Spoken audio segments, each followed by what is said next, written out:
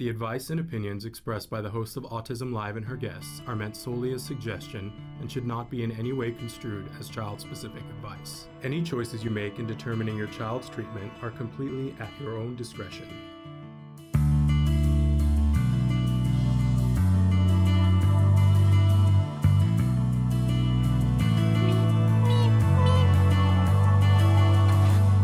Good morning and welcome to Autism Live. I got all dressed up for you today because it's a very special day here. We're going to start our show and have it be in the typical way, and we've got some really fascinating jargon for you, she said as she coughed to the side and started to gag. Because it's one of my least favorite jargon arenas is the assessments. But then we got a very special guest. Moira Giammatteo is going to be with us, and we've had her on the show, but not for a while. I don't know why, because she's brilliant. She is an autism advocate, and she is... in fact, I don't know what her actual title is. We're going to ask her, but she is somebody at TACA, the Autism Community in Action, who's constantly making a difference. She is, I believe she's the head of the mentor program there, but I don't want to say that. I'll let her tell us that. But Moira's been a mentor to me since forever. So good morning, Michelle. So happy that you're here. So here's the thing is that when you're, I'm using the new term pony and pone, that when you're a parent of a neurodiverse individual, people forget that you have a full life and that you need a full life and that you have other things going on in your life that are autism adjacent.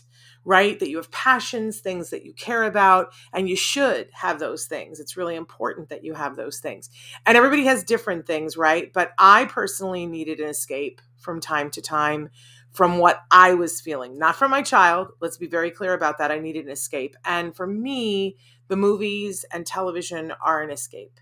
Writing is an escape too. And oddly enough, I've been able to start marrying those two together, that now I'm writing movie reviews. You can catch me, go on my Facebook and you'll see where we're posting them now. Because we're posting a lot. We're like updating all of the ones that I've done so far in preparation for this week's Oscar. So am I a little Oscar crazy? Yes. So we're not going to talk about that all this week, but we've got some pretty heavy stuff we're going to cover at the start of the show. And I believe, like John Oliver, that if you're going to cover heavy stuff, you got to reinforce people. You got to give them something fun and silly and wonderful on the back end, right? So we're going to go over some jargon, and then Moira is going to join us. And she and I both find a haven in movies, but we often disagree. So you might see some sparks fly. You're going to have two autism allies doing the throwdown about which movies should win on Sunday. Hi, Jacob. I got your email. I'm going to be reaching out to you. So thank you for being here. We're live right now. It is Monday, the 21st of March. Welcome, spring. And we're thrilled to be here live with you. So some of you are already starting to write in. We're saying hello to Michelle and to Jacob. If you want to write in because you're watching the live show, if you're watching us on Facebook, on YouTube, on Twitter, or there's about a dozen other sites, Traven's going to start to show you what some of them might be. Hello, Amanda, with her blue hearts. Jacob likes my jacket.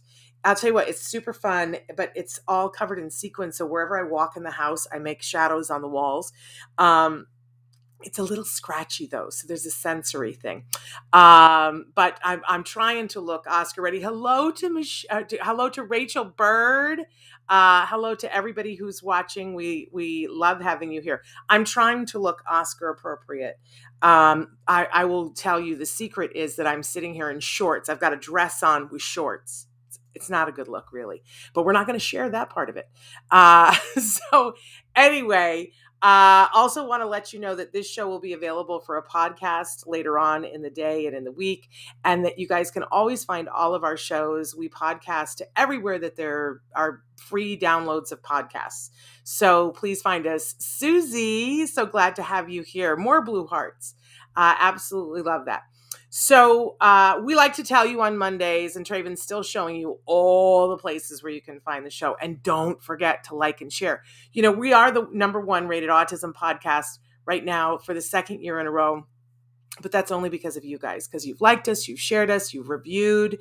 I know now when I'm reviewing things, it's so helpful when you review us. If you give us a review on iTunes, it's crazy how many more people find us. So if you don't send us cards and letters thanking us. If you really want to thank us, write us a review on iTunes. Dawn says I look fabulous. Well, I cut my hair again, and it is there is a little bit of a problem. I might have to seek therapy for it. I keep saying I was going for the Judi Dench, and I arrived at the Mike Pence. Not what I meant. But there we are. Nonetheless, there we are. So we're doing the best we can with some gel here. Oh, Amanda says, I got some Y art in the mail over the weekend. Can't wait to share it once I get framed. Please do take a picture of you with the Y art so that we can see you with it. Of course, Y art is done by Wyatt Jackson. That's Nancy Allspaw Jackson's son. And check them out on Facebook because he's churning out paintings and people are snapping them up. I can't wait. If you guys noticed on, was it Thursday or Friday? I guess it was Thursday. I posted a picture of the construction being done on our new studio. I was so hoping, because, the walls are going to be all green. And I thought on St. Patrick's Day, I could post a picture and saying I'm in my favorite new green place. But the primer was still up. It was just gray. But we're shopping the Y art because we have to get a piece of Y art for our new studio walls. And can't wait to show you guys what we're going to do in that new space. Super, super fun. I do like to remind you at the start of the show that we have lots of experts, and certainly Moira is one of them. But please don't be confused. I'm not an expert in autism, not even pretending to be one.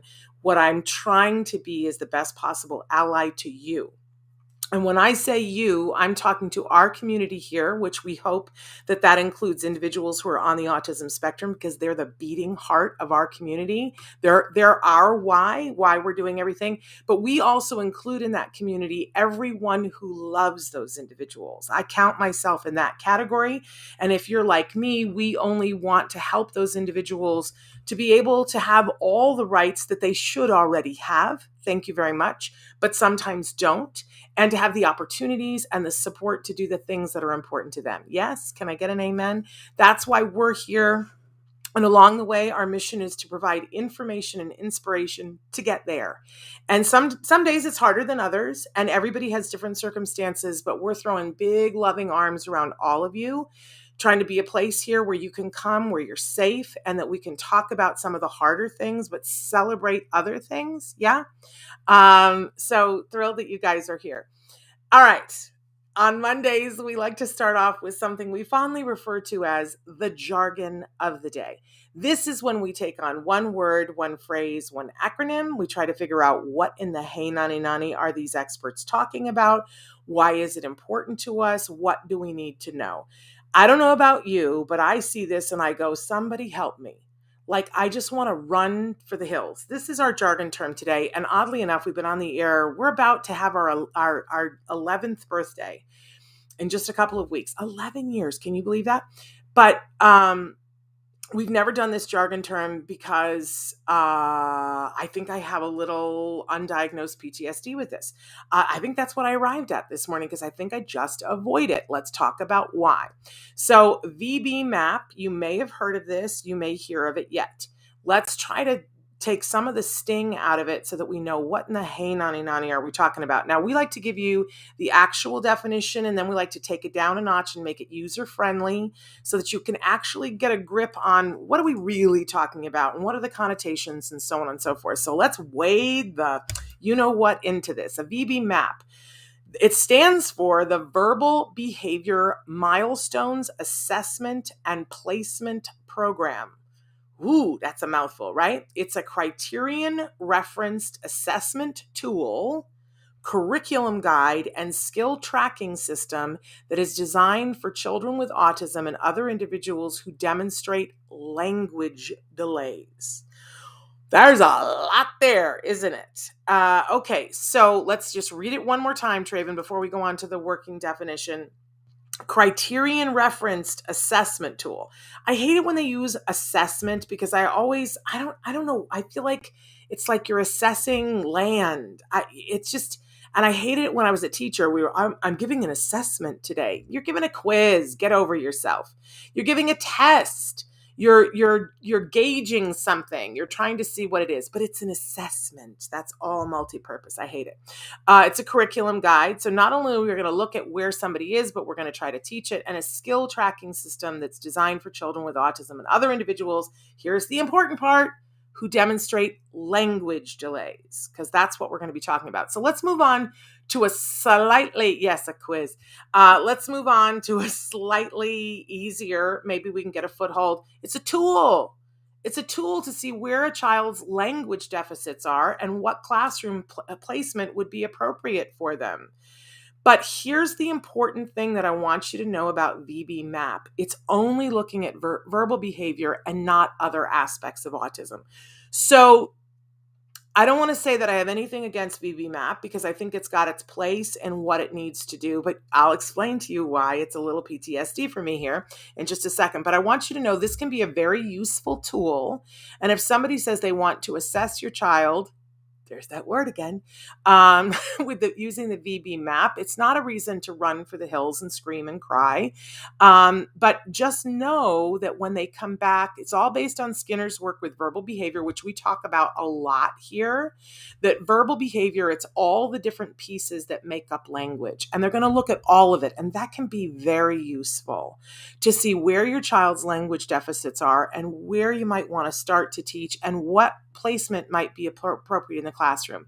Here is the big asterisk for me, though. You should never just base your entire curriculum on the VB-MAPP. And did you just hear all the experts go, oh, she didn't say it. But here's the thing.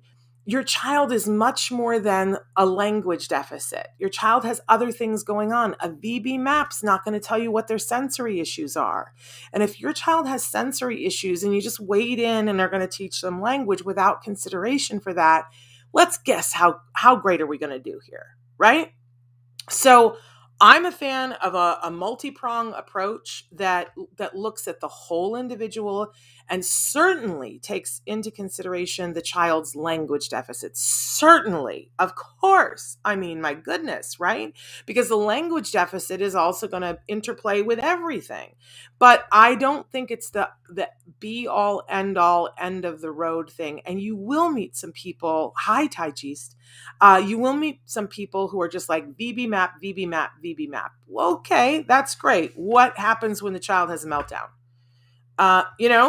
Where's the plan for that? And I feel like a lot of what goes wrong right now is people just getting in these little boxes. Experts who are like, I know the VB-MAPP. The VB-MAPP is important. I'm not going to argue with that. But if you can only see it from that point of view, you're missing a great deal, in my opinion. There you go. So anyway, VB-MAPP, important. Now, why does it give me PTSD? So even this morning I was thinking about it and I was like, I should probably freshen my memory a little bit about what kinds of things do they do with the VB-MAPP so I can speak intelligently about it, because I was like, I'm not even sure, like how, did Jem have the VB-MAPP and like, which one was that? Because all of these assessments get very, I don't know about you, but they get all gobbledygook in my head. I'm like, which one is that? What did it look like?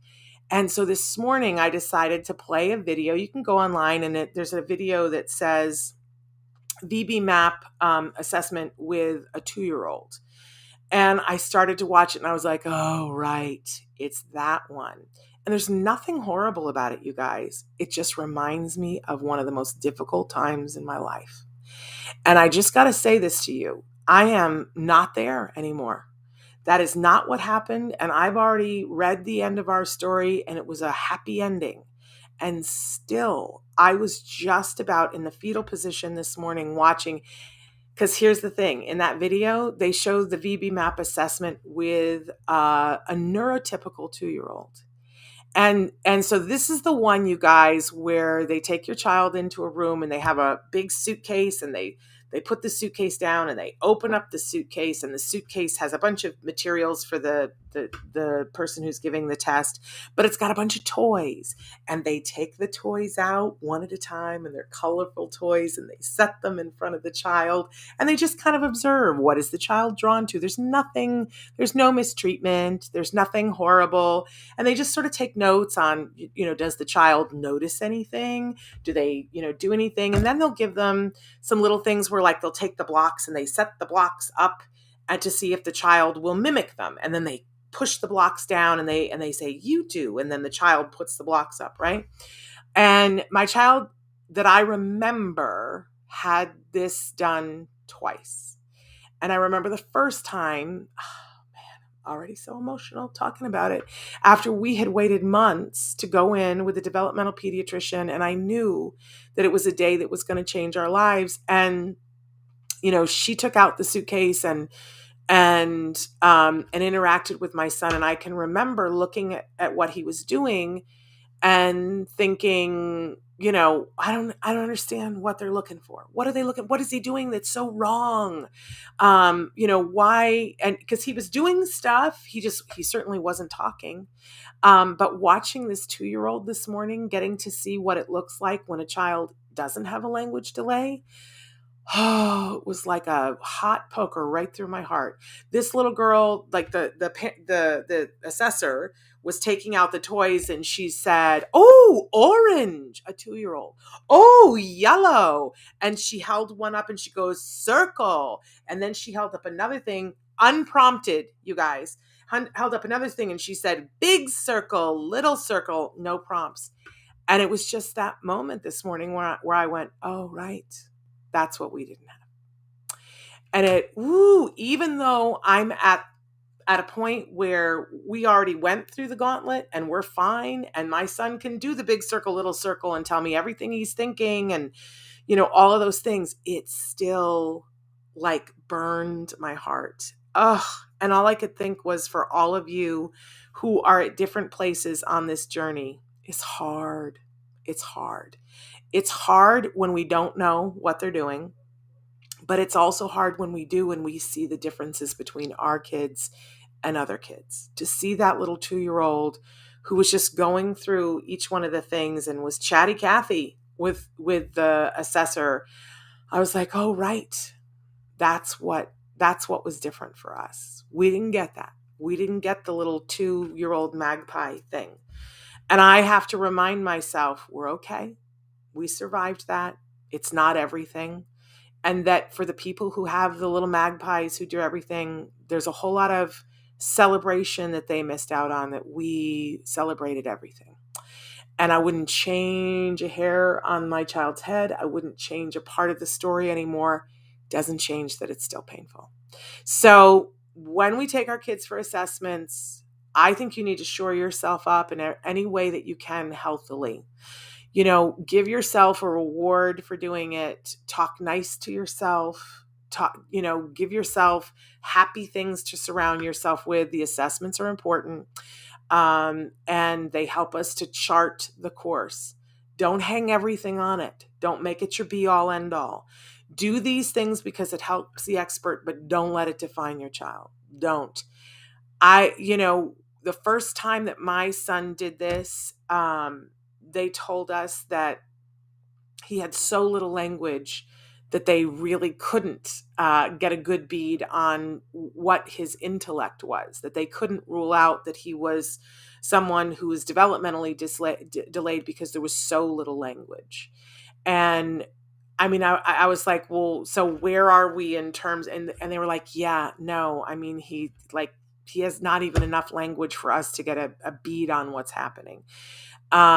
So when I tell you how devastating that was and where we are now, I want you to feel hope to carry through whatever you have to do. It's not the end of the story. Your story is different than mine for sure, but it's not the end of the story. I'm throwing hugs around you. It gets better, right? Okay. We got through the hard part. We're through the hard part. Let's talk a little bit. Let's go on to our question of the day. My son started getting more language almost immediately after those tests, Louise. we went on a gluten-free, casein-free diet, and that helped him gain language. And then we, as soon as we could, we started early, intensive behavioral intervention of the highest quality that took into consideration all parts of him, including his sensory issues. And language was hard fought for, but we started adding language. But I will tell you, until we took out the gluten and the dairy, nothing was sticking. Now, that's our story. That may not be your story. But I think it's a place to start. I think enough of us, everyone doesn't have a big response to the gluten-free, dairy-free, but I think enough of us have. It's worth it to try it, and it's easier now than it's ever been. So I throw that out to you. But don't lose sight of the fact that we included early, intensive behavioral intervention, and we learned how to do it. And we surrounded ourselves in the beginning by people who knew how to do it. And when I say intensive, we were one of those families that did 40 hours in the first year. And it was hard. It was hard to fight for the funding for it because it was before insurance. And I don't think it's any easier now that there's insurance. I really don't. And, that was our story.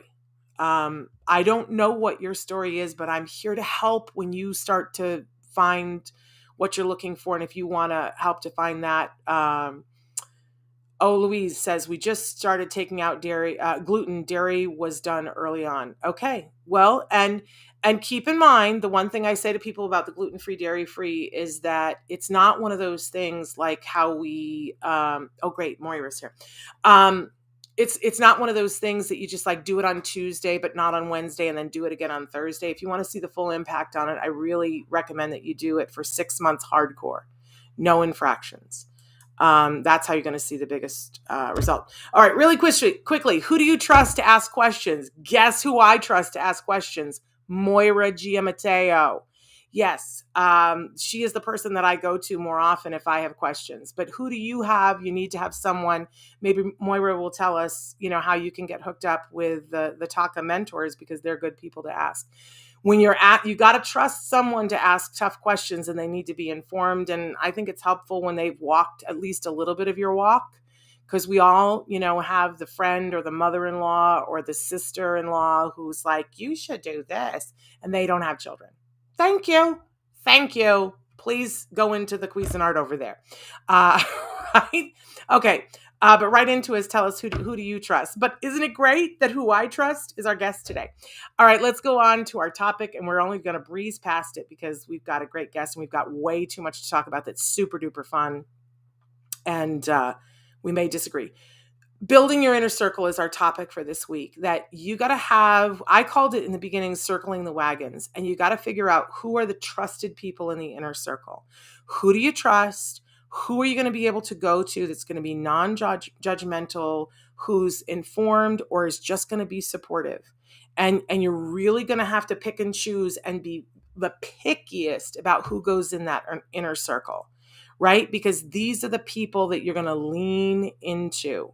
And remember, this is not a long weekend. This is going to be quite a big portion of your life. So knowing who your inner circle is, cultivating it, building it, taking care of yourself and the people in that inner circle, key to success. And let me just say, Moira Giammatteo was truly, she probably doesn't even realize this, but she was part of my inner circle. And I still consider, if I had a question about something, she's, especially if it was something to do with medicine and my kid, she would be one of the first two people I call.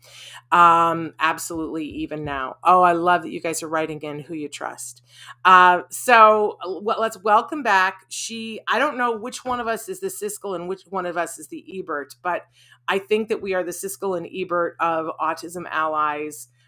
She loves the movies and always has an epic Oscar food. I don't know what to call it. It's amazing what she does with food with the Oscars. And she is also someone who is instrumental at TACA, the Autism Community in Action. Let's bring her in here and she can tell us what her official title is there. Moira! Hi. Are you Siskel or are you Ebert? You know, I don't know, because I Okay. think I took turns disagreeing with either one of them when they had their show. So, you know, Okay. I don't All right. know. And I don't know either. But tell us officially, what is your current title at TACA? Well, I manage the database, and I'm also the scholarship manager. So, Ooh. yeah, so there are scholarships available that are on, everything's on our TACA website, tacanow.org. And you were talking earlier about the mentors. That Oh, program is up there, and you have to watch a short little video in order to get the password for the application form.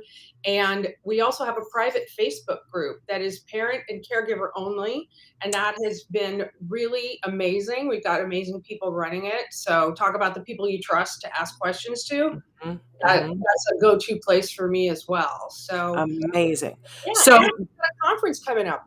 yeah, I was just going to say, you guys have a conference coming up, and is it all online again, or is it? It is. This April one is online, and the one in October will be in Orange County, and that'll be in person. But yeah, the April one is our autism action conference, and it's a different format. There's going to be a couple of presentations and then kind of a workshop of take home action items, because that's what we all need. We all need to focus on Yep. what are our goals, what do we need to work towards, what do we need to learn about. I So I'm always love that about a TACA conference, because a lot of times you go to a conference and you get totally jazzed, but then you get home and you don't know what to do. You yeah. never leave a TACA conference that way. They always leave you with an action plan. Yeah, So yeah. Traven just put up the link in the comments for the conference. You guys should register. My dog wants to go. You can hear her barking. I know for all of the viewers that have done the conference before in the past, everybody will tell you that it's life changing. You should go. It's very like inexpensive, and Moira is the person you have to talk to if you need a scholarship. Scholarship for So nutrition. Yeah.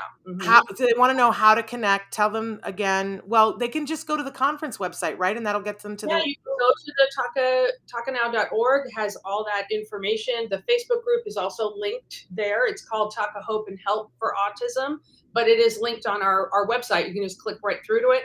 They're going to ask you a few questions, because we do want to make sure it's parents and caregivers only, Yes. because we want it to be a safe space, and so that don't be put off by a few questions, and yeah, they'll let you in and you'll be able to post questions. So, Moira, I invited you here today because, like me, you love the movies. Mhm. And you've been doing a thing for years that I've been watching on Facebook. Tell them what you do with food in the Oscars, because Oh, I think it's yes. awesome. We try to have a dish or a cocktail based on whatever the best picture nods are. And I had a group of friends, we were doing that. The last one we did was right before everything shut down in February of 2020. So it's been a while. I actually went to try to find some of my props, because I have a little, clapboard, and I have a little fake Oscar. Couldn't find them because the garage, everything's been shoved to the back. So yeah, so we try to get like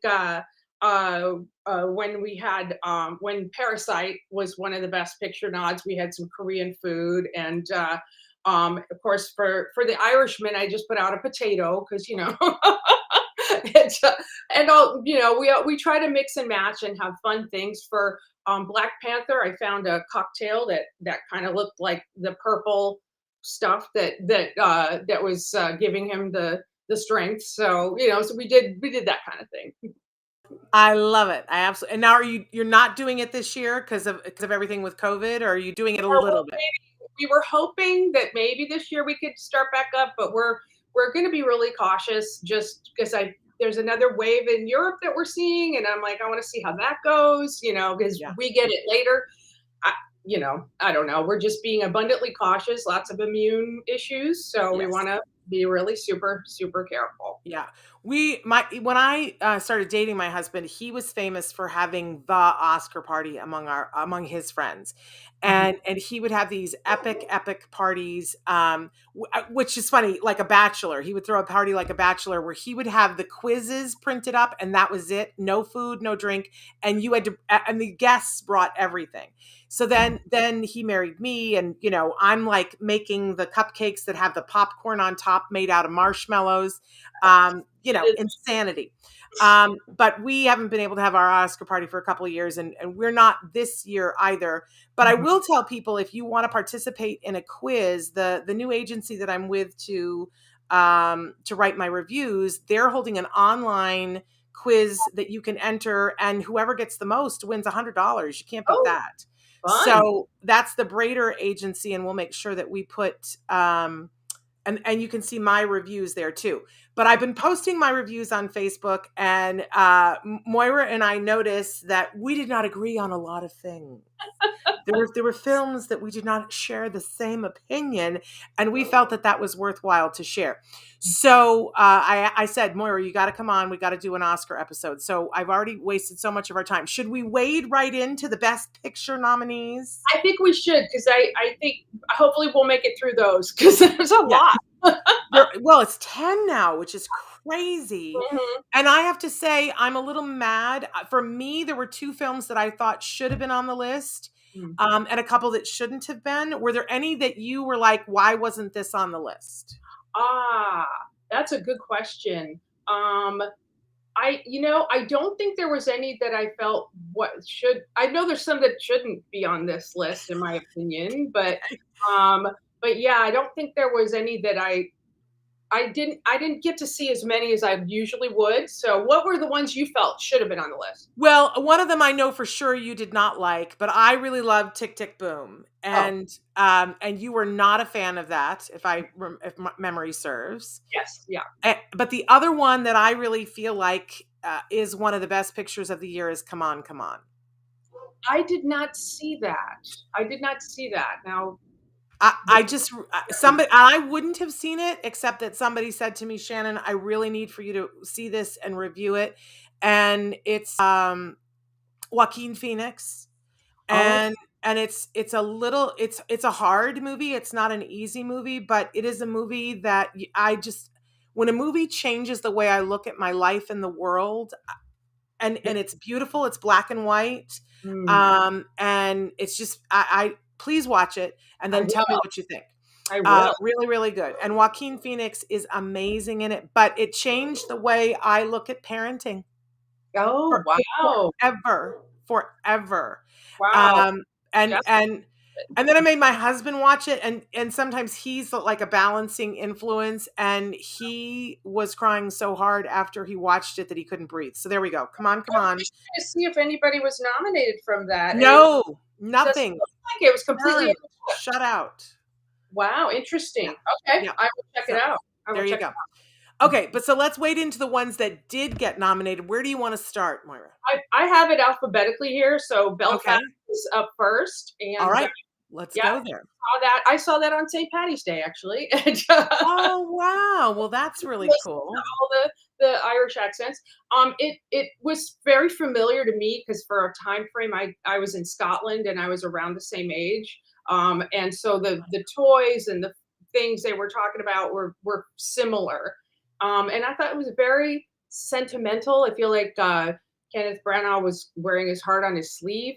I love the black and white and color, the usage of that. I thought that was really, really cool. And great cast, really great cast, and to see the troubles, if you will, the being shown through the eyes of a child, and that incredible violence and senseless,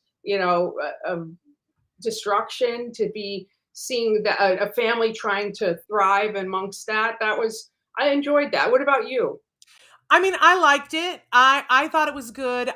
This was one of the films that I had the most anticipatory expectation around, that I wanted this to be everything. So Mm, I think I went in with expectations a little too hot. I okay. did like it. I thought that the strongest thing in it was the supporting cast. Mhm. That I mean, who doesn't love a good Judi Dench? Come on. Right. I just, and I thought, anytime you got a kid actor, you got me, right? Because when you got a good kid actor and they're doing well in a film, breaks my heart.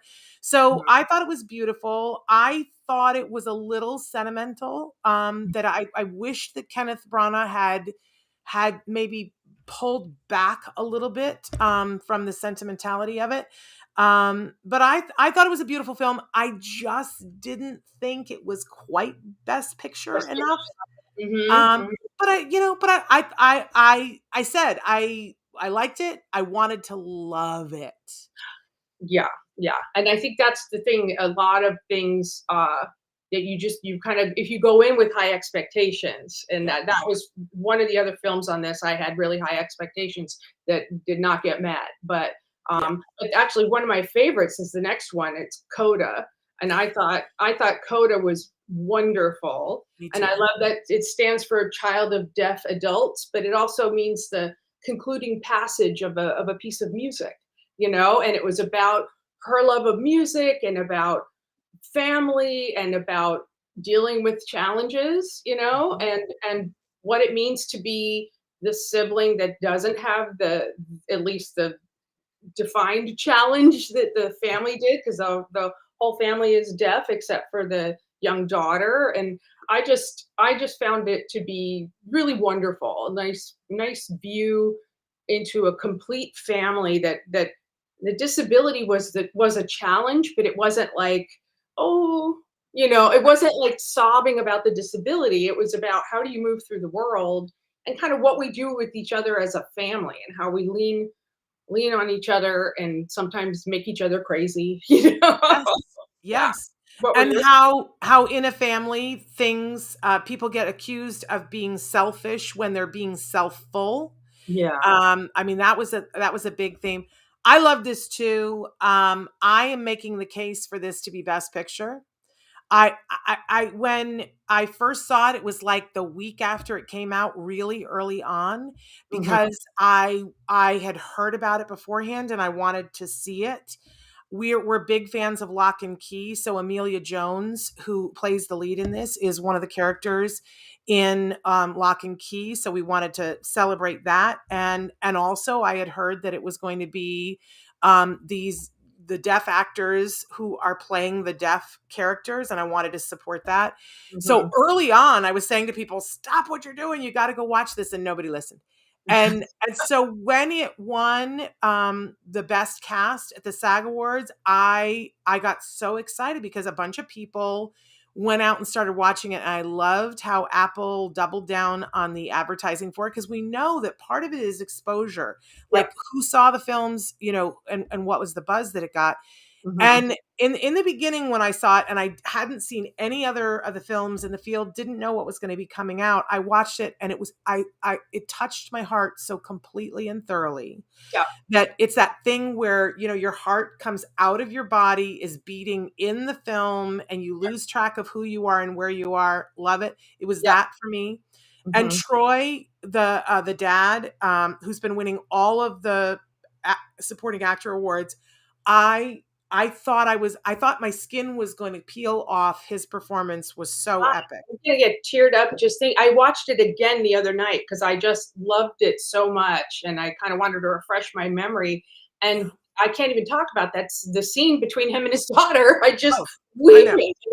And it wasn't manipulative. It felt true, and I love that. Because sometimes you get a little manipulated by the music, the emotion, a good director can kind of manipulate Oh you. yeah. And this just felt very, and it has a simple structure of the film. It's really, my daughter pointed out, it's kind of like a teenage, romantic comedy structure in a way, but Yep. it's so much more. Yep. It has so much depth to it. So yeah, And I in the love. beginning, when I saw it, I was like, this is a great film. I really wasn't thinking of it as Best Picture because I had an expectation that there were going to be other things. But now that I've seen the entire field, Yeah, I've cycled back to, I'm making the case for CODA to be Best Picture, because normally when I think of Best Picture, I think of like something that's epic. right, Either the cinematography is epic, the acting is epic, there's like something that's epic. And I think that there's enough in CODA. It's not epic cinematography. It yeah, isn't, although mhm, it's beautiful. But I think that there are enough other things in this that make it epic, that I'm making the case for it. yep. These kinds of films don't usually win Best Picture, so I know it's a reach, It's a but yeah. I know, and that's that I'm glad it's at least included, and maybe that's a case for having the 10 slots, because at least then something gets lifted up that people will maybe watch it. But I think it's got a chance, because I think there's enough other stuff that has issues. I think it's got a chance, and I'm pulling for it. So okay, what's next? Next one is Don't Look Up. Now, I love a dark comedy. I love a satire. I love Meryl Streep, and I thought Jonah Hill was hilarious. And it wasn't just sarcastic and snarky. It was actually funny. But I loved how Jennifer Lawrence kept fixating on the snacks and how the one general had charged her. I don't think this is a Best Picture level film, in my opinion. I feel like it hit the there's some films that just have great timing in terms of like the zeitgeist, and I feel like it hit that incredibly well. And I think it validated kind of this sort of divide, that people are feeling, and that how ridiculous it kind of is, because we all have this common interest. But yeah, I don't think it should be, and it actually had some humanity at the end, which I liked, the final line. But yeah, I don't know. What are your thoughts? Oh, I hated this so bad. I hated this movie so badly. And for a bunch of reasons that, I've seen people say that they hated it. None of their reasons are my reasons. I hated it because, and I use the word hate because I thought it had a great deal of potential. I thought the idea was great. I thought it was clever. I too like satire and dark comedy, but for me, this was way too soon. You said it's great timing. I thought it was the worst timing. Oh, okay. I am not in a space where I want to make fun of people putting misinformation out into, like, I cannot physically find that funny right now, because I feel like we're still in the middle of it.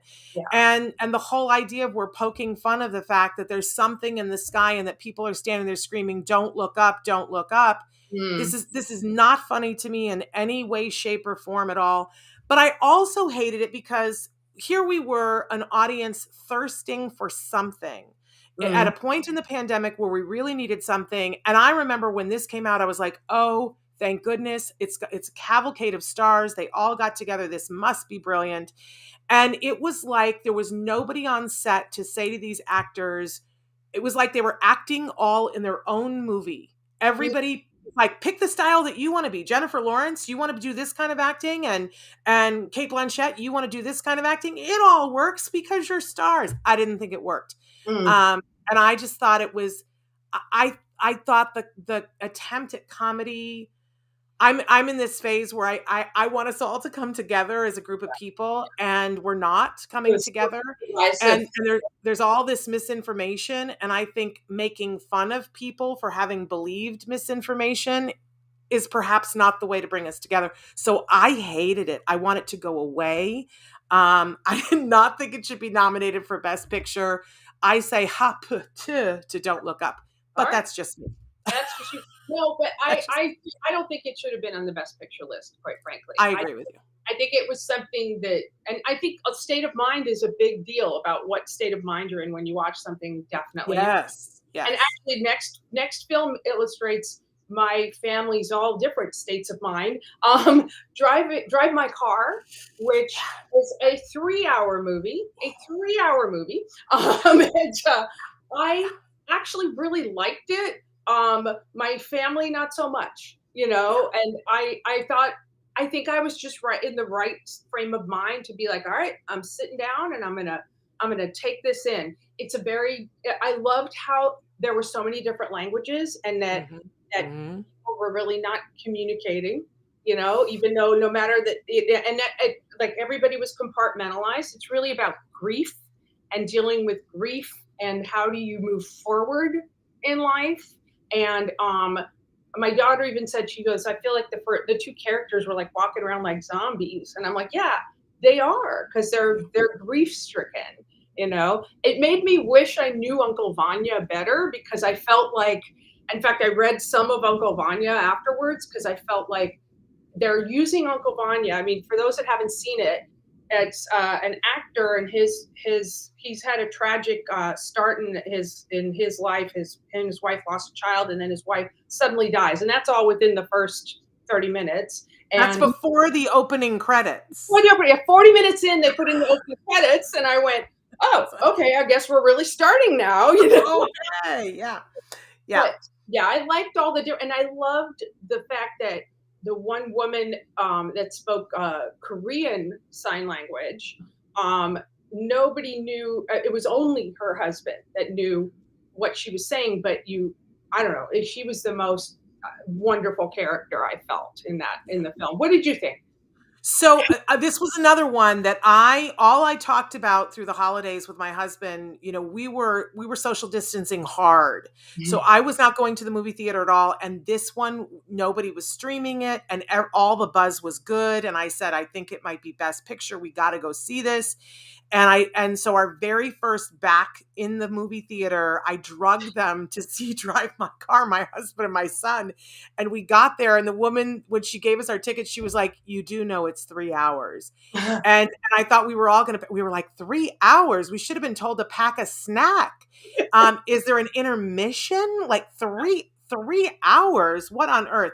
And of course, we're all theater people, and we're all people who are very familiar with Chekhov and Uncle Vanya. So I knew that was going to be a part of it because all my theater friends had posted about that. So I was excited about that. But I knew a little bit about what the plot was about, but I think there's a lot in the movie that's important to watch. I think it's a movie that people are going to study for years to come, but I think it is so indulgent. There were so many scenes of the car in silence with, looking out the front, looking out the back. At one point, I said to my family when we left, I was like, I get it. Life's a journey. You don't need to look back. Don't beat me to death with it. Get over. I mean, I don't know about you, and there were probably only 5 people besides us in the movie theater, but there's one scene you're 2 hours and 45 minutes into this sucker. And there is one shot of the car that is so long that everyone in the audience, and it's quiet, and they're just showing the car, and you hear crickets chirping.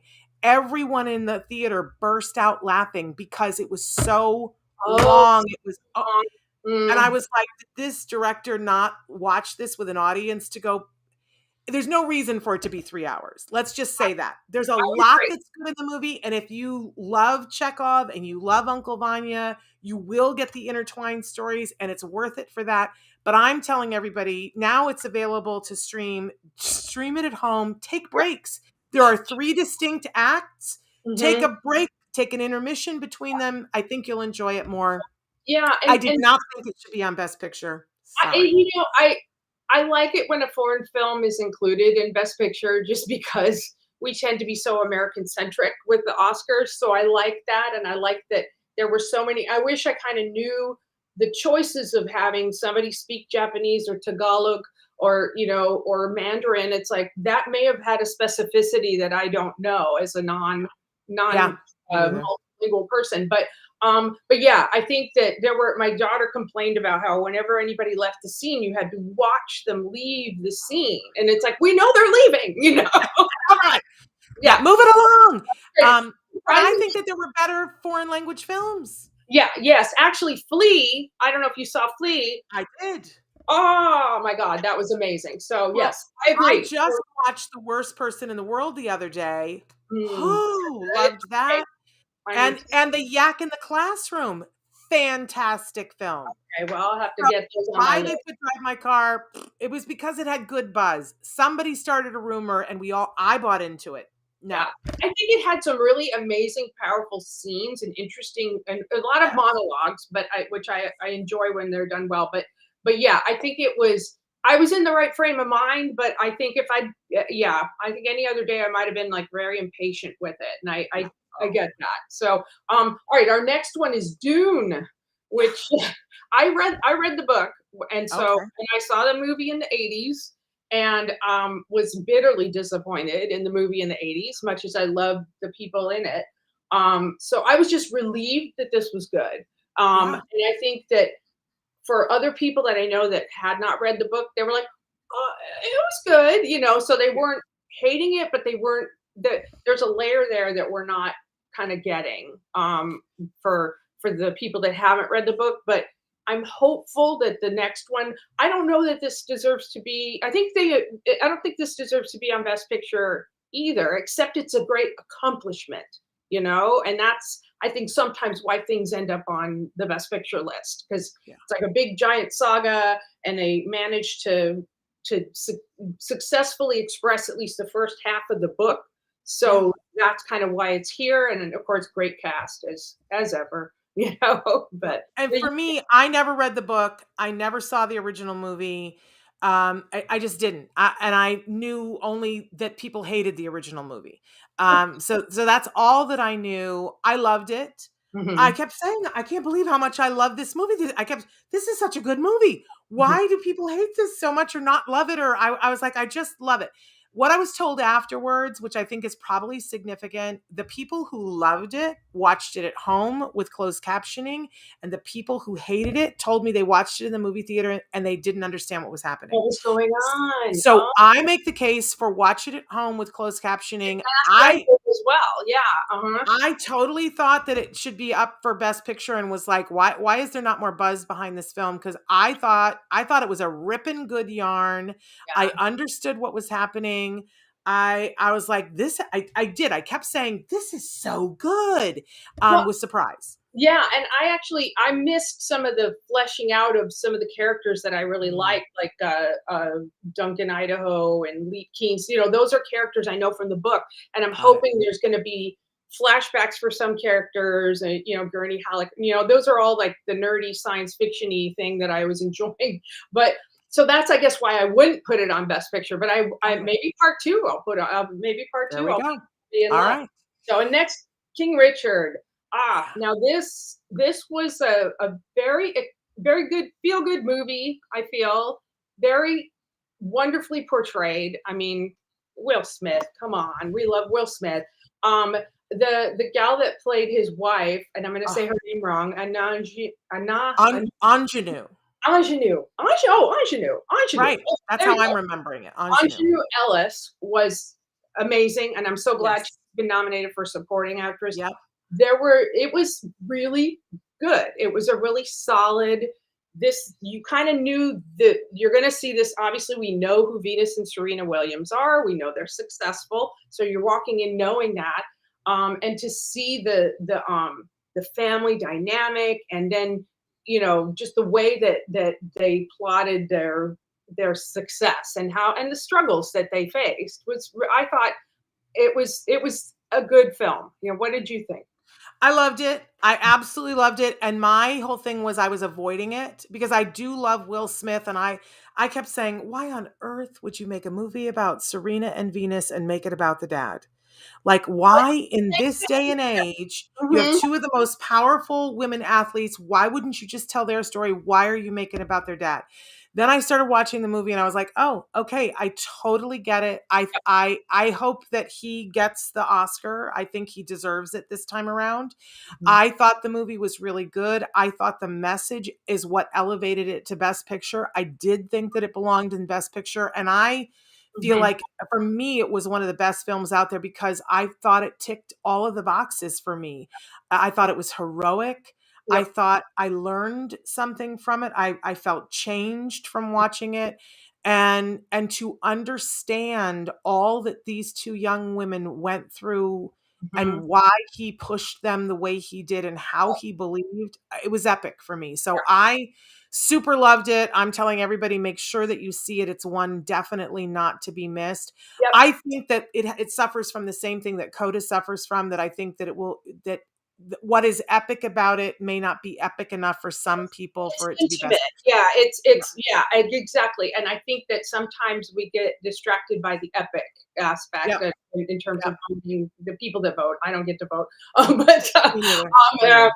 but yeah, I love the image of Venus stepping onto the court with her hair, the hair beads like armor. Like she Yeah. was like, I thought that just gave me chills, and I was like, so yeah, I think I hope it wins, because I wouldn't be disappointed if it did. Would not be Yeah. disappointed if Coda won, but I don't know. I don't know who I'm going to predict. But the next one, talk about a film that you had a lot of hope for.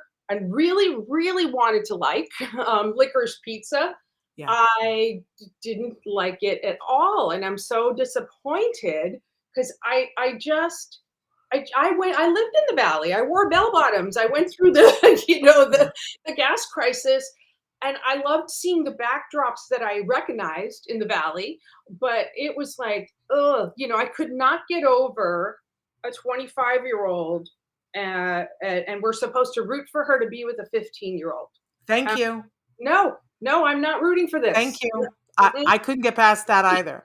Yeah. Although, can I say that Bradley Cooper in this is like, if they It's just worth had made it. the whole movie of Bradley Cooper? They should have. I loved his scenes. I thought he was fantastic.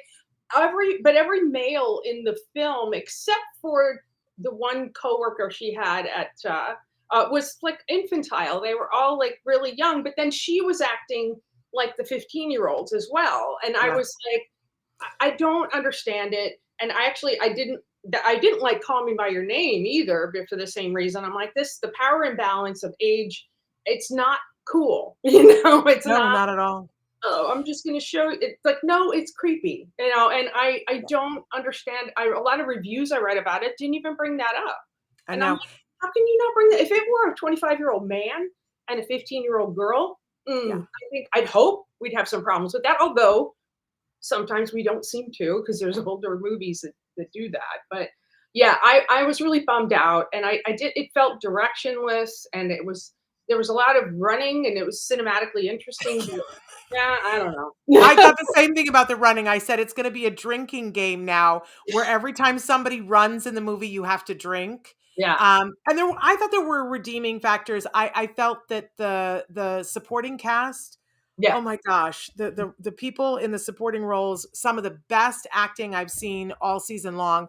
But I'm like you, I could not get past the premise that the film was based on, and it was a problem for me. So there you go. We got to move on. What's next? Nightmare Alley. I actually really loved this film. I know that I think this was one you didn't care for. I don't remember. Yeah, I loved it. I don't know that it's, I mean, Del Toro is such a visual, gorgeous director, and gritty characters and all that.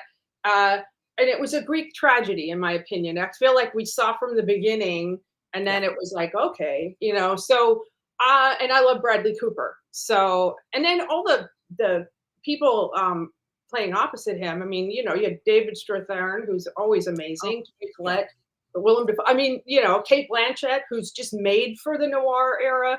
But yeah, I don't know that it stuck with me as much as other films. What is your opinion?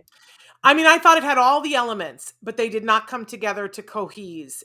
It's beautiful. It's going to be studied for the lighting forever, because it's and that's what we expect from Del Toro. I thought you had this amazing cast, but nobody was given enough room or time to really have anything come to fruition. I think it was a criminal waste of Toni Collette's time, William Dafoe's time, and maybe even the case could be made for Kate Blanchett. I think that Bradley Cooper proved that he is a character actor, not this kind of an actor. I feel like he's a little too vanilla when he's playing these kinds of roles. It just didn't, and it was predictable. I knew right where it was going to go. And it felt very, like all these elements are here and they just didn't get glued together in the right way for me. Right. So it was disappointing. Yeah. I think I enjoyed it, but I think I wouldn't have put it on Best Picture. Right, Rose. I felt like it could be there because of the cinematography. Right. Well, and that's like you said, I feel like things have to come together, and that's another discussion for another day. What makes a Best Picture, and that's it's a difficult thing. So next one, I think, was the one you and I most disagreed on, was Here we go. The Power of the Dog. Now, which I'm calling The Power of Cumberbuns. Do you have something against Benedict? He's not my favorite. I don't like him. I've liked some of the things that he's done, but he's not my favorite actor. I kind of find him annoying. And I don't need, listen, I have nothing against seeing beautiful naked men, but like that, you can't base the whole movie on getting to see his, which I felt it did. But tell us why you loved it so then I can throw up a little in my mouth. I feel like it was about toxic masculinity. And I feel like that it was examining what it really means to be a man. And of course, the image of a man is, the poster, the man on the horse and the cowboy, that mythic sort of image. And this was examining that and sort of the toxicity that can come from that kind of attitude. And then also the thing you hate about yourself, you're going to project out to someone else, and I think that he was so self-loathing about his feelings for this man that had been from his past that he just couldn't handle it, and he was attacking it, and he was so cruel to everybody in the whole film. So I think, I always suspect when people are really viciously homophobic, I'm always like, what's going on there, and so I liked it visually, and I thought the performances were really good, and but yeah, you had a very different opinion. I had a very big allergic reaction start to finish to this movie. Mhm. Look, it's beautiful. I don't think anybody could argue that it's beautiful, but the fact that they went to New Zealand to film a Montana, I'm like, okay, that's your choice. It was beautiful. There were too many, I felt indulgent. I said to my husband at one point, if I see one more extended shot of a fly on the rump of a horse, kill me now. I just don't enough, I get it. A bee can sting a bear. Got it. Message received. Move on.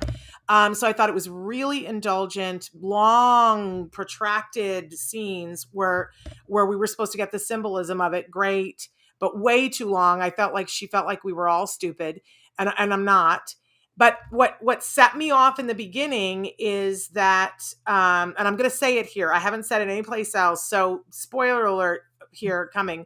But in the very beginning, we meet this character, this young man who his mother is this woman who is trying to cook for people, and she's fallen on hard times, and he's helping her. And they immediately at the start of the film, they show us stuff. So we get that he is a sensitive soul, that Mhm. he is someone who feels, that he's a sensitive soul. He makes these flowers out of paper.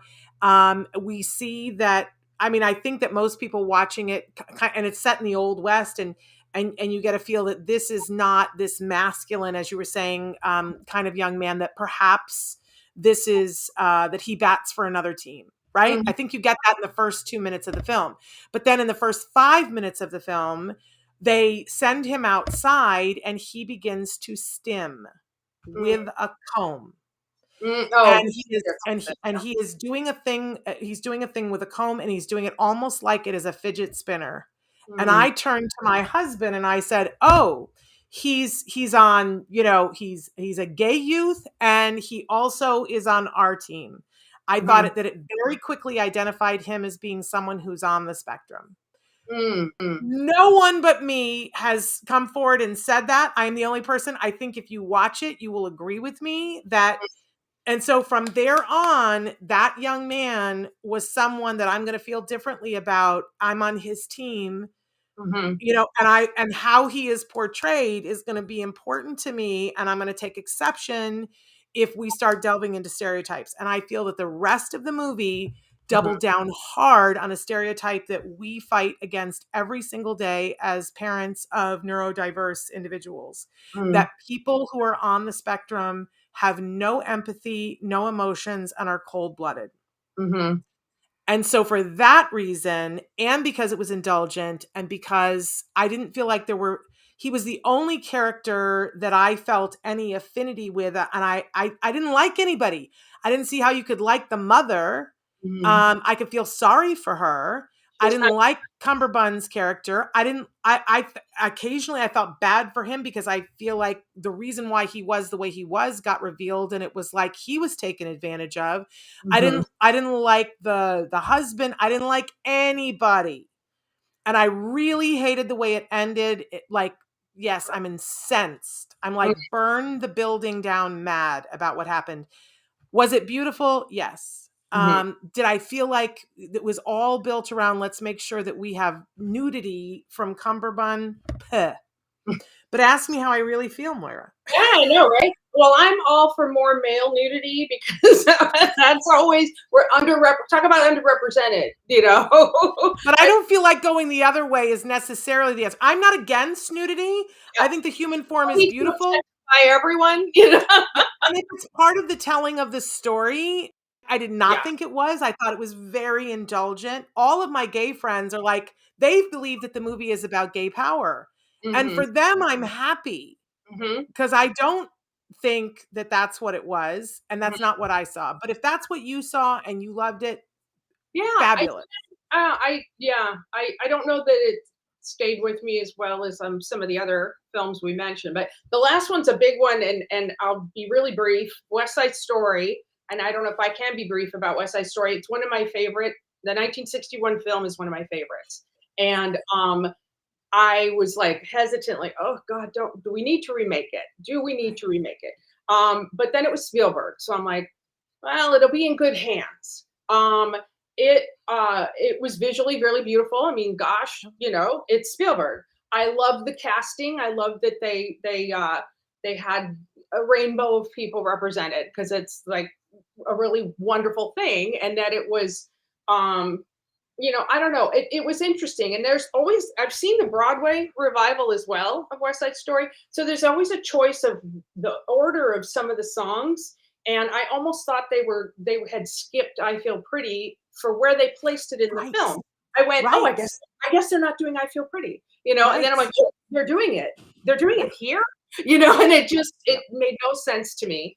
But I love the reimagining of Cool, and America was spectacular, but I didn't feel the chemistry between the two leads. I didn't feel like they fell in love.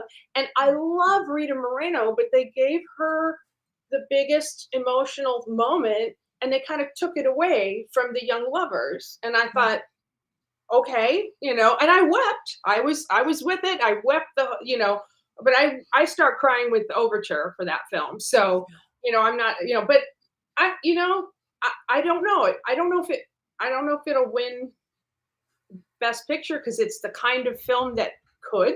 But what are your thoughts? Well, I thought surely this will be Best Picture. Then I saw it, and I'm like you. I have a memory of the earlier film, and what it meant to me as a young person, and I understand now, in a different way, having seen everybody's discussion about this, that it's painful for a lot of people to look at the 1961 film and to see white actors who were made to look brown. So a lot of people are like, how can you say that was so good? And I acknowledge that it's a childhood memory of the story when I didn't have an awareness of a lot of things. But I think what I arrived at is that maybe they shouldn't have made a remake, because I felt like there's so many wounds that you couldn't possibly heal all of the wounds to do a film that I think would have made everybody happy. And that in the doing it, there were good elements. It's certainly beautiful. And I thought that it's funny. I thought that Cool was the number. But my husband also liked America. He was like, how could you not like that? And I felt like it was just too many long shots away far. And I wanted to feel in it.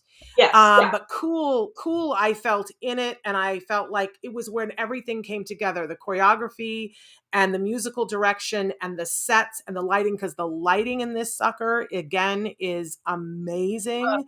But I feel like it was so amazing that for me, where it fell apart was the scene you only have the scene in the gym and the balcony to convince me that these two people are be all, end all. I will sacrifice everything that I know and am to be with you. It's not enough time. It's a fault in the script, but it's what you've got and you've got to sell it. And I felt like they focused more on how it looked than how it felt. I didn't buy the balcony scene. I thought I was hung up on the lighting. I was like, look at that gorgeous lighting. And if I'm looking at the lighting in your big love scene, you effed it up.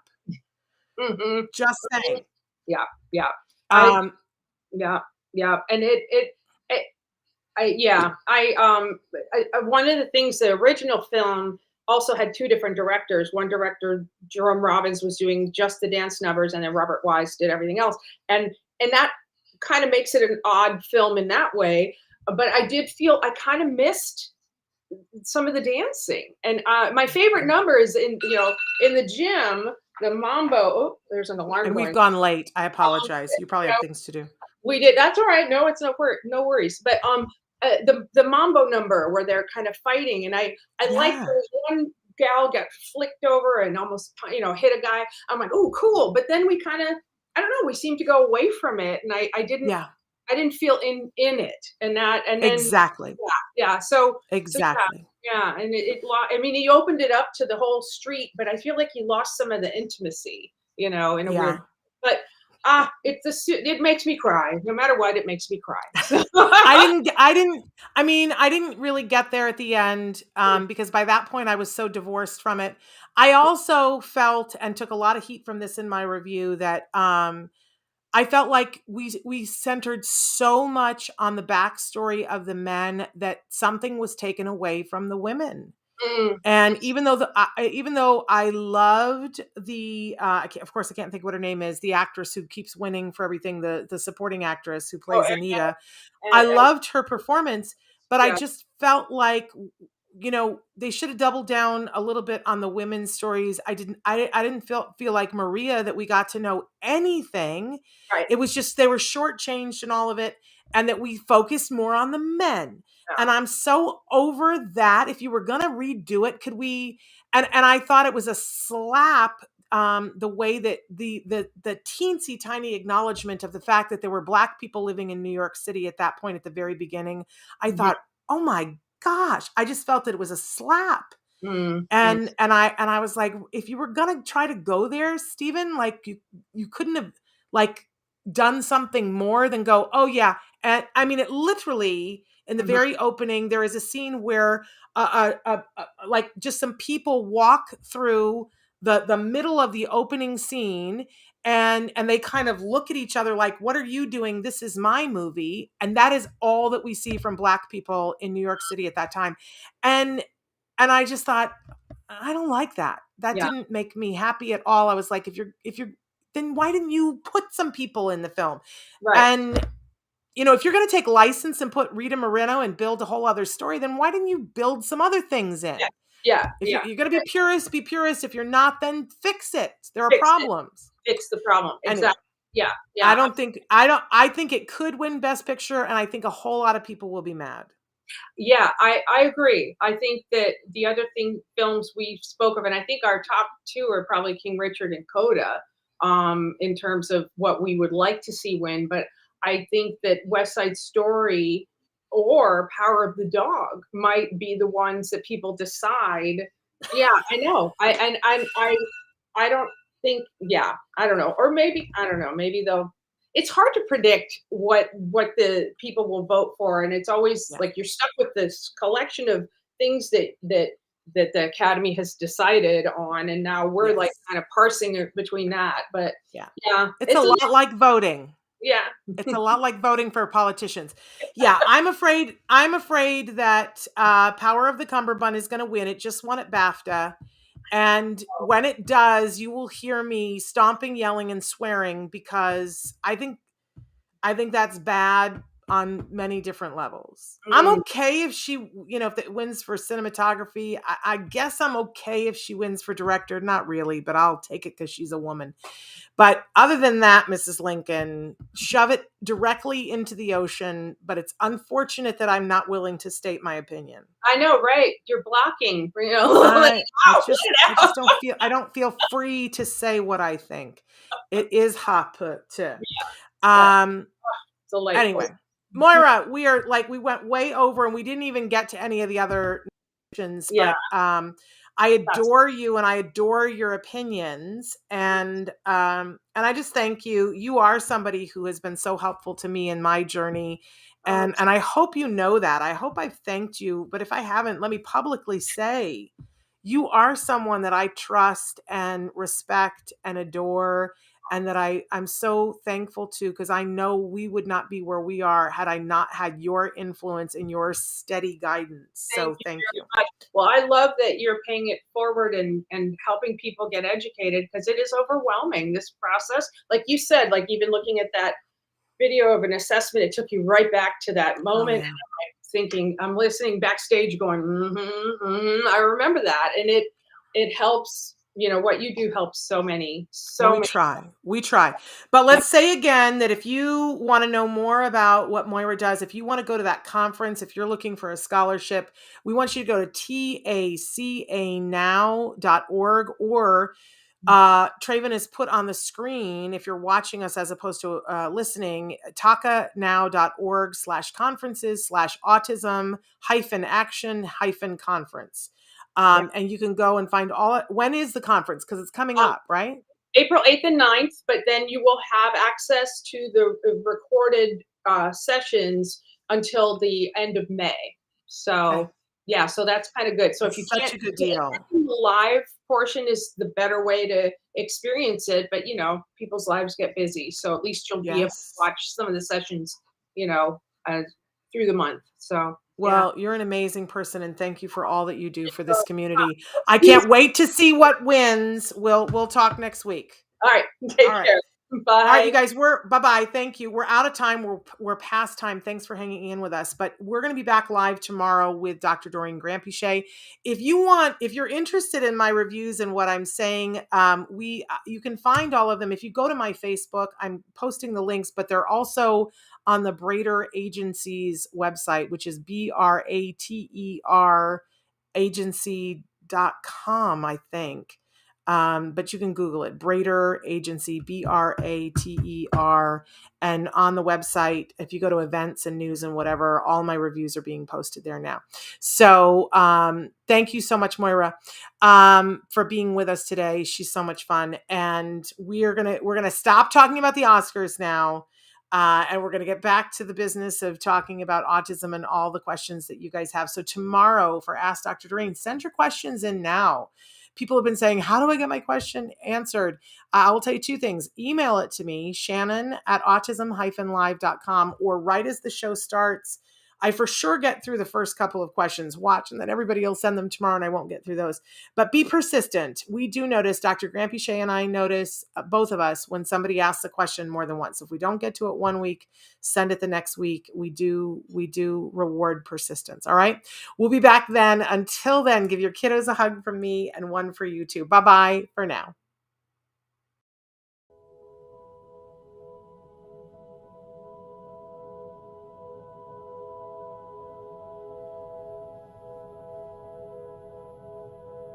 If you found anything helpful in this video, please give us a like. In fact, make sure that you smash that subscribe button on YouTube and give us a like on Facebook.